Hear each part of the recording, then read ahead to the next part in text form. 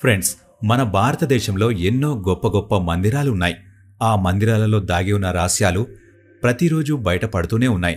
కొన్ని మందిరాల్లో అయితే కోట్ల రూపాయల విలువ చేసే నిధులు కూడా బయటపడ్డాయి. అలాంటి గొప్ప మందిరాల్లో ఒడిస్సాలోని జగన్నాథ పూరి మందిరం కూడా ఒకటి. రీసెంట్గా జగన్నాథ మందిరంలో ఉన్న రహస్యమైన గదిని తెరిచారు. అసలు జగన్నాథ పూరి మందిరంలో ఎన్ని గదులున్నాయో, లోపల ఎంత సంపద ఉందో ఎవరికీ తెలియదు. లోపల ఎన్ని గదులున్నాయి, ఎంత ఖజానా దాగి ఉందన్నది అధికారులు అంచనా వేసి మాత్రమే చెప్తున్నారు. ఈ మందిరంలో ఉన్న నిధిని ఇంతవరకు ఒక్కరు కూడా పూర్తిగా చూడలేదు. 11వ శతాబ్దంలో పురిని పరిపాలించిన అనంతవర్మ చోడగంగ ఎన్నో సంవత్సరాల పాటు కష్టపడి ఈ మందిరాన్ని నిర్మించారు. ఆ తర్వాత 12వ శతాబ్దంలో అతని మనవడి కాలంలో ఈ మందిరంలో పూజలు చేయడం ప్రారంభించారు.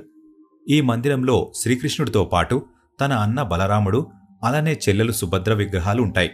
ఆశ్చర్యకరమైన విషయమేంటంటే ఈ మందిరంలోని విగ్రహాలన్నీ చెక్కతో తయారు చేయబడ్డాయి. ప్రతి సంవత్సరం లక్షలాది మంది భక్తులు ఇక్కడికి వచ్చి శ్రీకృష్ణుడిని దర్శించుకుంటారు. ఈ మందిరంలో ఉన్న శ్రీకృష్ణుడిని జగన్నాథుడని అంటారు. జగన్నాథుడు అంటే ఈ ప్రపంచాన్ని పరిపాలించే నాయకుడని అర్థం. ఈ మందిరంలోనే బేస్మెంట్లో రత్నభండారం ఉంది. ఈ రత్నభండారంలో 2 గదులు ఉంటాయి. అందులోని ఒక గదిని బీతర్ బండారం అంటారు. రెండో గదిని బాహర్ బండారం అంటారు. బాహర్ బండారం అంటే బయట నిధి అని అర్థం. యాక్చువల్గా ప్రతి సంవత్సరం ఉత్సవాలు, ఊరేగింపులు జరిగే సమయాల్లో విగ్రహాలని నగలతో అలంకరిస్తారు. ఆ నగలన్నీ ఈ బాహర్ బండార్లోనే భద్రపరుస్తారు. ప్రతి సంవత్సరం ఊరేగింపు సమయంలో ఈ గదిని తెరిచి అందులో ఉన్న నగలతో విగ్రహాలను అలంకరిస్తారు. అలా ఊరేగింపు పూర్తయిన తర్వాత మళ్లీ నగలను ఆ గదిలో పెట్టి మూసేస్తారు. అలానే బీతర్ బండారంలో లెక్కపెట్టలేనంత నిధి ఉంది. నిజానికి ప్రాచీన కాలంలో రాజులు జగన్నాథుడికి చాలా విరాళాలు ఇచ్చారు. ఆ నగలన్నిటినీ ఈ బీతర్ బండారంలోనే ఉంచారు. అలానే అప్పుడు భక్తులు ఇచ్చిన విరాళాలు కూడా ఇందులోనే ఉన్నాయి. ప్రతి సంవత్సరం బాహర్ బండారాన్ని తెరుస్తారు. కానీ బీతర్ బండారాన్ని తెరిచి దాదాపు 46 సంవత్సరాలైంది. చాలామంది రీసెర్చర్లు ఇందులో లెక్కపెట్టలేనన్ని నగలు దాగి ఉన్నాయని చెప్తున్నారు. రాజులు సమర్పించిన విరాళం కూడా ఈ గదిలోనే ఉండటం వల్ల అప్పట్లోనే ఈ గదికి చాలా సెక్యూరిటీ ఉండేది. కేవలం రత్నభండారాన్ని చేరుకోవడానికి 3 తలుపులను తెరవాల్సి ఉంటుంది. ప్రతి తలుపుకి ఒక ప్రత్యేక తాళం ఉంటుంది. మొదటి తాళం గజపతి రాజుల దగ్గరే ఉండేది. రెండవ తాళం పాలనా అధికారుల దగ్గర ఉండేది. అలానే 3వ తాళం ప్రధాన పూజారి దగ్గర ఉండేది. ఈ 3 తాళాలు ఉంటేనే రత్నభండారాన్ని తెరవగలం. కాని చాలా కాలం వరకు ఒక తాళం కనిపించకుండా పోయింది. అందుకనే ఎవరు కూడా ఆ రహస్యమైన గదిని తెరవలేకపోయారు. ఇలా బాధపడుతూ ఉన్న సమయంలో ఒక చరిత్రకారుడు జగన్నాథ పురి మందిరంలోని రహస్య గదిని తెరవడానికి తాళం అవసరం లేదని చెప్పి అందరినీ ఆశ్చర్యపరిచాడు. రెండో గదిని తెరిచిన వెంటనే దాని కిందన ఒక సొరంగం ఉందని, ఆ సొరంగంలో నుంచి వెళ్తే రహస్యమైన గదిలోకి వెళ్లవచ్చని చెప్పారు. కాని అక్కడికి చేరుకోవడం చాలా కష్టమైన పని, అలాగే చాలా ప్రమాదకరమైన పని. 1926లో గజపతి రాజు రామచంద్రదేవ బ్రిటిష్ వాళ్లతో కలిసి జగన్నాథపురిలోని రత్నభండారాన్ని తెరిచి ఆభరణాల విలువ ఎంతో లెక్కించారు. వాటిలో దాదాపు 12 కేజీల బరువున్న 600 రకాల ఆభరణాలున్నాయని తెలిసింది. కాని ఎంత ప్రయత్నించినా కానీ ఆ రహస్యమైన గదిని తెరవలేకపోయారు. దీని వెనుక ఎన్నో కారణాలున్నాయి. నిజానికి ఆ గది దగ్గరికి వెళ్లినప్పుడు భయంకరమైన శబ్దాలు వినిపించాయి.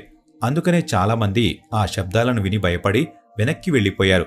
బ్రిటిష్ వాళ్లు కూడా జగన్నాథుడిని గౌరవించి అవకాశం ఉన్నా కూడా ఆ గదిలోకి వెళ్లడానికి ఎక్కువగా ప్రయత్నించలేదు. యాక్చువల్గా 1926లో కనిపెట్టిన బంగారం చాలా తక్కువ బంగారం మాత్రమే. దానికంటే చాలా ఎక్కువ బంగారం ఆ రహస్యమైన బీతర్ బండారంలో ఉందని ఎంతో మంది హిస్టోరియన్స్ చెప్తున్నారు. 46 సంవత్సరాల పాటు రెండవ గదిని తెరవాలని ఎంత ప్రయత్నించినా కూడా ఎవరూ దాన్ని తెరవలేకపోయారు. 2 తాళాలతో గదిని తెరవడం అసాధ్యం. అందుకనే వాళ్లు 3వ తాళాన్ని విరగొట్టాలని ప్రయత్నించారు. కానీ అది అస్సలు సాధ్యపడలేదు. చివరిగా 1978లో లోపలి గదిని తెరిచారు. దాదాపు 2 నెలల పాటు లోపల ఉన్న నిధిని లెక్కించారు. కానీ ఆ నిధి విలువ ఎంతో అధికారులు మాత్రం బయట పెట్టలేదు. 1982లో ఒడిస్సా ప్రభుత్వం నిధి ద్వారాన్ని మళ్లీ తెరవాలని ప్రయత్నించింది. మొదటి 2 ద్వారాలైతే అధికారులు చాలా సులభంగా తెరవగలిగారు. కానీ 3వ ద్వారానికి వెళ్లేసరికి వాళ్లకి భయంకరమైన శబ్దాలు వినిపించాయి. పాముల బుసగొడుతున్న శబ్దాలు ఎక్కువగా వినిపించి వాళ్లు భయపడి వెనక్కి తిరిగి వెళ్లిపోయారు. కానీ అది నిజం కాదు. ఎందుకంటే ఆ టైంలో వాళ్ల దగ్గర 3వ తాళం లేదు. తాళం మిస్ అవడం వల్ల ఒక నకిలీ తాళాన్ని తయారు చేయించారు. కానీ విచిత్రమైన విషయమేంటంటే ఆ తాళం కూడా కనిపించకుండా పోయింది. అందుకనే వాళ్ళు ద్వారాన్ని తెరవలేకపోయారు. ఇలా మళ్లీ ఒడిశా గవర్నమెంట్ 1985లో కూడా ఆ ద్వారాన్ని తెరవడానికి ప్రయత్నించింది. ఆ ప్రయత్నం కూడా విఫలమైంది. ఈ మూడో ద్వారం తెరవాలనుకున్న ప్రతిసారి ఈ విధంగానే జరుగుతూ వచ్చేది.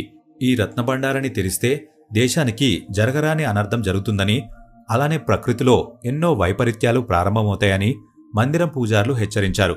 1955లో మందిరం సంక్షేమం కోసం తీసుకొచ్చిన జగన్నాథ మందిరం యాక్ట్లో ప్రతి 3 సంవత్సరాలకి రత్నభండారాన్ని తెరిచి మందిరంలోని సంపదను లెక్కించాలని నిర్ణయించారు.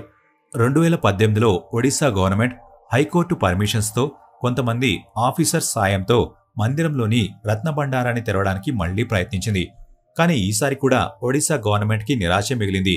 ఆ మూడో తాళం లేకుండా గదిని తెరవడం అనేది అసాధ్యమని వాళ్లకు అర్థమైంది.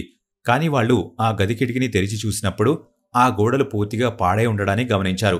వీలైనంత త్వరగా దాన్ని బాగు చేయకపోతే ఆ మందిరం ధ్వంసమయ్యే అవకాశం ఉందని వాళ్లు గుర్తించారు. ఇది జరిగిన కొన్ని సంవత్సరాలకి ఆ డూప్లికేట్ తాళం దొరికింది. అసలు మందిరం గురించి పూర్తి ఇన్ఫర్మేషన్ తెలుసుకోవడం కోసం ఒక వ్యక్తి రైట్ టు ఇన్ఫర్మేషన్ ఉపయోగించి ఆ మందిరంలోని మూడో గదిని ఎప్పుడు తెరుస్తారని ప్రశ్నిస్తూ ఒక అప్లికేషన్ పంపించాడు. కానీ ఎన్ని రోజులైనా కానీ ఆ అప్లికేషన్కి ఎవ్వరూ స్పందించలేదు. తనకి ఎవరూ రెస్పాండ్ అవ్వకపోవడంతో 2022 ఆగస్టులో ఆ వ్యక్తి అడ్మినిస్ట్రేషన్ను సంప్రదించాడు. టెంపుల్ అడ్మినిస్ట్రేషన్ ఆఫీసర్కి అడ్మినిస్ట్రేషన్ కమిటీ జరిమానా విధించింది. దానికి ఆఫీసర్ స్పందిస్తూ, ఆ గదిని తెరవడం అనేది మా చేతుల్లో లేదు. ఈ విషయాన్ని ఆలయ కమిటీకి తెలియజేస్తాం. కమిటీ తీసుకున్న నిర్ణయాన్ని ప్రభుత్వంతో చర్చించి మాత్రమే నిర్ణయం తీసుకోగలుగుతామని చెప్పాడు. ఆఖరికి 2024 ఆగస్టు 5న రత్నభాండారు ఆలయ గదిని తెరవాలని ఆలయ నిర్వహణ కమిటీ నిర్ణయించింది. దానికి ఒడిశా గవర్నమెంట్ కూడా సపోర్ట్ చేసింది. అయితే వాళ్ళు ఆలయానికి ఎటువంటి డ్యామేజ్ జరగకుండా, సాంప్రదాయానికి ఎటువంటి లోటు జరగకుండా లోపలున్న గదిని రిపేర్ చేయాలని సూచించింది. కానీ నిర్ణయించిన డేట్ కంటే ముందుగానే జూలై 14న మందిరం ద్వారానే తెరిచారు. జగన్నాథ మందిరం 1955 యాక్ట్ ప్రకారం ఈ గదిని 46 సంవత్సరాల పాటు తెరవలేదు. ఈ సంవత్సరం ఎట్టి పరిస్థితుల్లోనూ గదిని తెరవాలని నిర్ణయించుకుని ఎంత త్వరగా తెరిస్తే అంత మంచిదని భావించి నిర్ణయించిన డేట్ కంటే 20 రోజులు ముందుగానే తెరిచారు. ఫ్రెండ్స్, ప్రాచీన కాలంలోని రాజులు ఎంత సంపాదించారో, ఎంత సంపద ఎక్కడ దాచిపెట్టారో ఎవరికీ తెలియదు. వాళ్లు సంపాదించిన దాంట్లో కొంతవరకు ఇలాంటి పురాతనమైన మందిరాల్లో దాచిపెట్టారు. యాక్చువల్గా రాజులు ఏ రాజ్యంపైన దాడి చేసినా సరే అక్కడున్న నగలు, వజ్రవైడూర్యాలు తీసుకుని వచ్చేవారు. అలా తీసుకువచ్చిన దానిలో కొంత భాగాన్ని జగన్నాథుడికి సమర్పించి కొంత భాగాన్ని అక్కడే దాచిపెట్టారు. కానీ తాళం పోవడం లాంటి సమస్యల వల్ల ఈ మందిరం మూడో గదిని తెరవడానికి ఎంతో ఆలస్యం అవుతుందని అందరూ అనుకున్నారు. కొన్ని కారణాల వల్ల నవీన్ పట్నాయక్ గారు 24 సంవత్సరాల్లో ఒకసారి కూడా రత్నభండారాన్ని తెరవడానికి ప్రయత్నించలేదు. కానీ ఈసారి మాత్రం ఎవరూ అనుకోని విధంగా అనుకున్న సమయం కంటే 20 రోజులు ముందుగానే రత్నభండారాన్ని తెరిచారు. ఆ రహస్యమైన గదిని తెరవడానికి ఏం చేయాలో ఎవరికీ అర్థం కాలేదు. అసలు గది ద్వారాలు తెరిస్తే ఏం జరుగుతుందో, ఏమనర్థం జరుగుతుందో అని అందరూ అలానే ఉండిపోయారు. కానీ ఆదివారం ఈ రత్నభండారాన్ని తెరిచి అందులోన్న సంపద మొత్తాన్ని మందిరంలోని ఒక స్ట్రాంగ్ రూంలో తాత్కాలికంగా ఉంచారు. దానికి సెక్యూరిటీ కూడా చాలా ఎక్కువ.